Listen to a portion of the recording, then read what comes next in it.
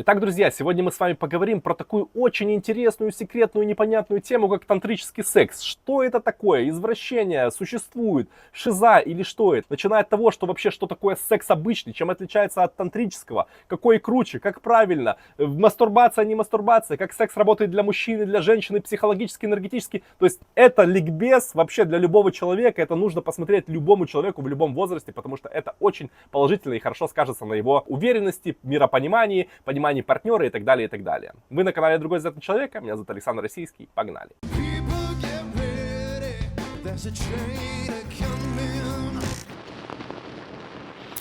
Итак, друзья, сегодня мы с вами поговорим на тему, которая больше всего задевает людей. То есть вот большего лицемерия, чем в теме секса, нету ни в какой другой. То есть 20% людей, которые приходят на мой канал, они все такие высокодуховные, все такие тонкие. И тем не менее, почему-то они идут в плейлист секс. И туда начинают смотреть видео и поливать меня говном. При этом такое поведение напрочь нелогично, потому что, ну окей, если я с чем-то сильно не согласен, я просто закрываю и иду дальше. При том, что, условно говоря, за мной опыт в 10 лет, за мной опыт в сотни людей, с которыми я работал. И эти люди меняли свою жизнь. У этих людей открывался инстинкт власти, инстинкт сексуальности, налаживалась семейная жизнь, сексуальная жизнь. Они себя находили, понимаешь? Потому что секс — это очень важно. Секс — это не только то, что происходит у тебя в постели. На сексе базируется любое. Самореклама, самопиар. Даже сколько ты денег будешь иметь. Это тоже зависит от того, сколько ты себе разрешаешь. А сколько себе разрешаешь, зависит от того, какая у тебя инстинкт сексуальности. Поэтому перестаньте быть ханжами, перестаньте уже, выкиньте эти советские все замашки, там секса не было и так далее. И слушайте просто, что говорит человек, а там как минимум будет очень интересно, да и может быть что-то возьмете себе с собой в жизнь.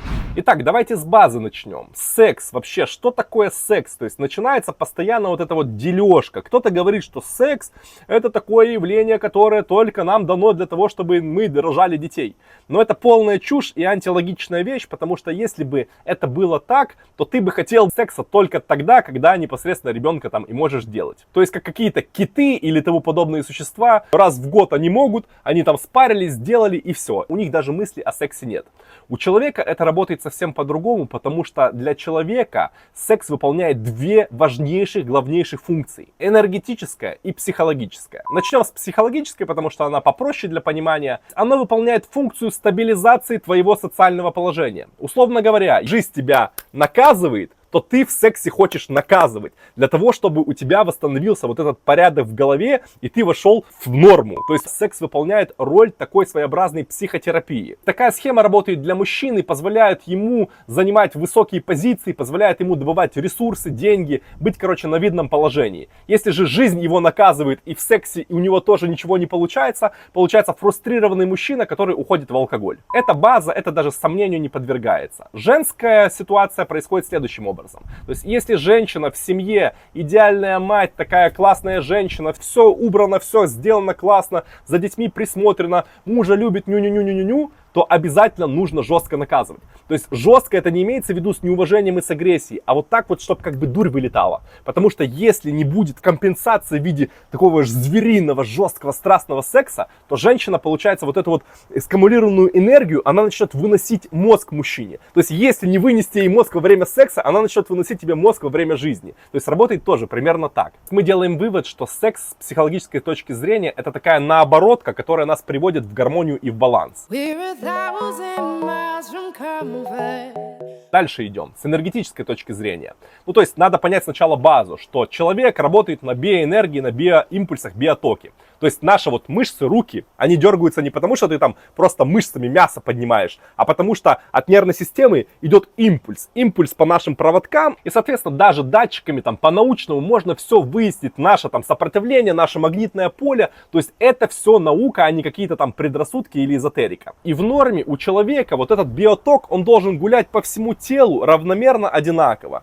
Но в силу психических причин, например, каких-то там страха, гнева, вот этих вот проблем, которые оказывают влияние на нашу психику, они напрягают участки нашего тела, мышцы, ткани, оно там пережимает, и, соответственно, эта энергия перестает гулять по нашему телу равномерно. И получается мальчик, у которого, например, там вот здесь напряжено, живот напряжен и попа напряжена. И девочка, у которой, наоборот, там в плече напряжено, в бедре напряжено и там в ноге. И, соответственно, когда они вместе во время секса друг с другом начинают сливаться, если это настоящий настоящий качественный секс, а не тык-тык-тык, то есть со всем вот этим душевным соитием, энергетическим, психическим, то тогда в итоге мы получаем ситуацию, что на выходе эти два человека, они как бы гармонизируются, и их биоэнергия, вот этот биококон, он становится равномерно заполненным. Именно поэтому и с этим связано то, что после секса мы себя чувствуем хорошо, после секса женщина цветет, пахнет, летает, она, видно, даже когда там на работе злая коллега, которая год секса не видела, или потом она уже такая добрая и цветет и пахнет. То же самое касается мужчин, который сидит как дракон, там дрочит, порно смотрит. Это все отвратительно, он злой, угрюмый и так далее. И как только появилась мадам, то есть все расцветает, такой весь джентльмен и так далее. То есть, кстати, давайте поговорим этот момент тоже, что мастурбация и секс это абсолютно разные вещи, ничего не имеющего общего. Секс это хорошо, мастурбация это плохо. Потому что мастурбация это вот все то, что я сказал, только этого нету. То есть нету психологической разгрузки, потому что это фейк, нет партнера, нету энергетической. То есть ты, условно говоря, возбужден, стоишь да-да-да-да-да-да, пух, выстрелил, ресурс отдал, энергию отдал, а взамен ничего не получил, потому что ты с фантомным, с картинкой, да, занимался сексом. Все, никакой обратки. Поэтому это опустошает, это делает тебя без удовольствия, это делает тебя злым, это делает тебя слабым, если ты мужчина. А если женщина, это там срабатывает немножко по-другому. То есть получается, женщина, которая постоянно там занимается мастурбацией, она четко хочет именно, чтобы во время секса было именно так. И получается, что типа она мастурбирует телом мужчины, там, понимаете? То есть уже нету вот этого проникновения и глубины, соития, спаривания, а есть просто вот это вот кроличье движение на месте, на месте, на месте, чтобы вот именно под определенным градусом этот клитор терся под член и так далее, и так далее. То есть это именно портит ее сексуальную жизнь, плюс делает раздражительной. Ничего хорошего не приносит. Но об этом мы поговорим как-нибудь в другой раз. А сейчас я хочу с вами выяснить такой момент непосредственно, как называется ролик, тантрический секс. Что это такое? Что такое обычный секс? Мы уже как бы поняли в общих чертах и для чего он служит. Но вот тут вот начинается самое интересное.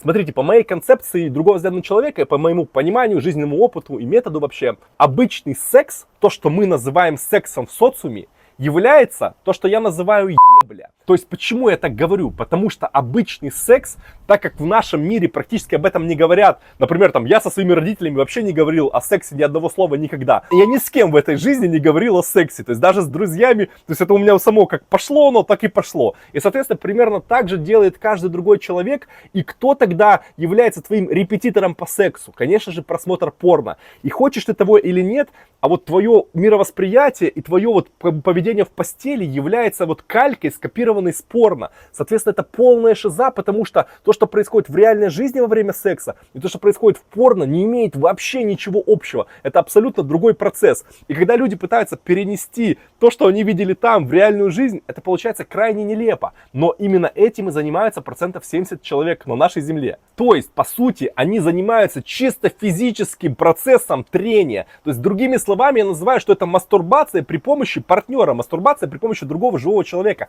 Это не секс, ребята. Секс это глубина. То есть, я хочу сказать, что тантрический секс, то, что называют в нашем мире тантрическим сексом, на самом деле и является единственно нормальным, возможным сексом. А то, что мы называем сексом, является как бы перепихоном и быстрой вот этой вот физической физкультурой. Понимаете, о чем я говорю? Я бы даже не выделял тантрический секс как некоторую практику. По-другому им и заниматься невозможно, если ты беззажимный, свободный, раскрепощенный человек. Потому что секс начинается вообще с прикосновений. Он начинается с запахов, он начинается с касаний, он начинается с игры.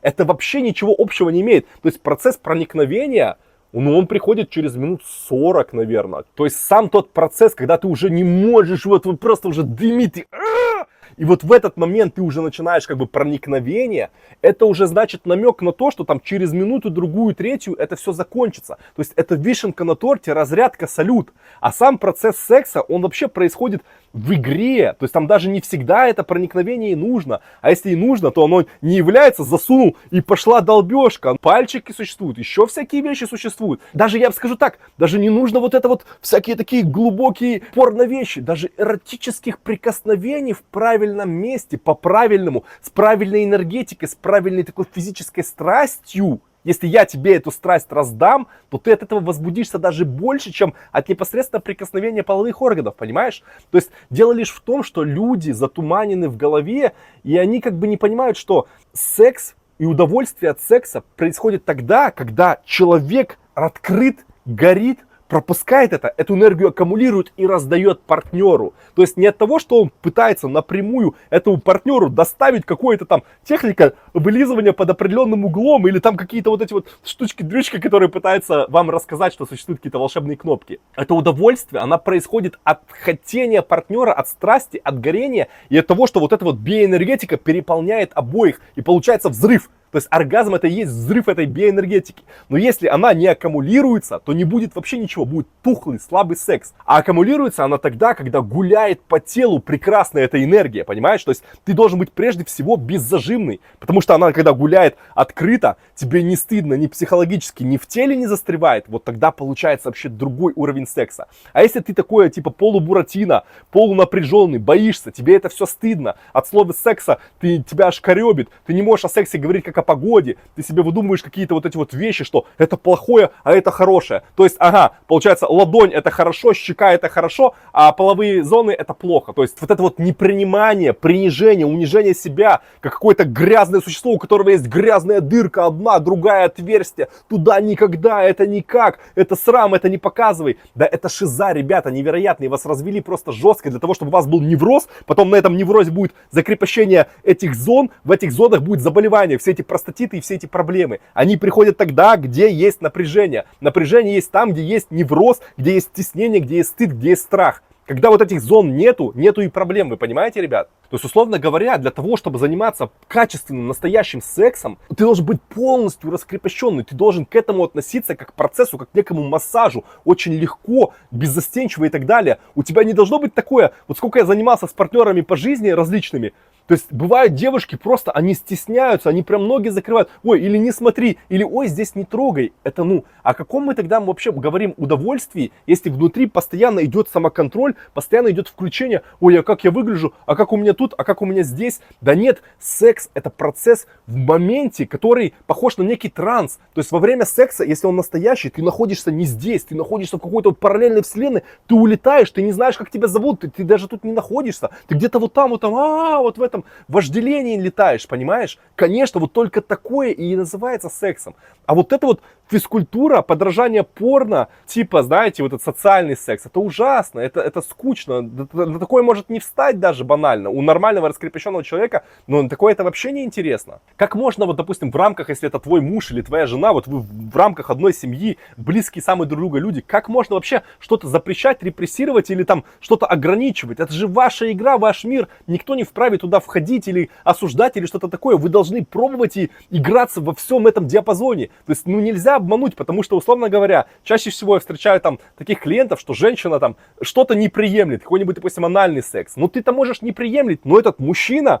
который твой муж, он будет это просто там, не знаю, посмотри его браузер телефона, если он там когда-то не сотрет, не очистит историю, ты увидишь, что он смотрит, ты увидишь, куда его тянет, ты увидишь, когда он уйдет, где это будет дозволено и так далее. Ты не можешь обмануть. Смотри, как тебе объяснить? То есть я в этой жизни с одной сотней людей встречался по своей работе и по близким отношениям. И я обсуждал, я собирал эту базу данных, я задавал вопросы такие интимные, которые как бы люди не могут задать в обычной жизни. И я получал ответы, и моя база ответов, она тебе поразит. Потому что я не встречал в ответах ни одного мужчины то, что ему не нравится или не хотел, например, бы анальный секс. То есть понимаешь, что это означает? То, что ограничивая здесь, ты будешь в любом случае создавать желание, которое, оно в любом случае вырвется. Это как всю жизнь хотеть есть мороженое, не есть мороженое, не есть мороженое. И в итоге в результате ты им обожрешься, еще и сыпью покроешься, понимаешь? То есть это никогда запрет не приводит к хорошему. То есть любое извращение, любой маньяк и так далее, он становится таким не потому, что он в этой жизни много чего видел, а потому что, наоборот, он что-то не видел и запрещено.